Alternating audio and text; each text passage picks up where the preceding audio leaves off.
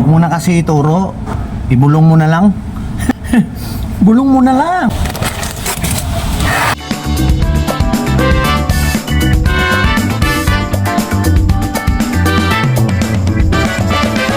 Huwag kang magturo.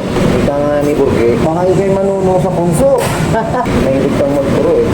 Pirma ka ng pirma, hindi mo magampanan. Anuin mo muna yung sarili mo. Tanungin mo muna kung kaya mong gampanan ang responsibilidad. Pinirmahan mo. Diba? Hindi yung turo ka ng turo. Pasensya na kung sino man ang tamaan yan. Saktan na ako dun ah. Sakit mo na mo salita, boy. O baka pumirma ka dyan dahil lang sa sahod. Huwag ganon, Paul yan. Huwag ganon, Paul yan. Oo, malaki sahod. Pero, ang tanong, kaya mo bang trabahuhin pagdating dito sa barko? Totoo naman eh. Nagiging pahirap ka dito sa barko. Pasanin ba? Pasanin ba ng kasamahan? Mahirap ka lang pala. Huwag ganoon. Shoutout nga pala kay Boss Burgi, no? Kamusta ka na, Boss Burgi? Nasaan ka na ngayon? Pasensya na kayo, kinakausap ko sarili ko ngayon at kayo.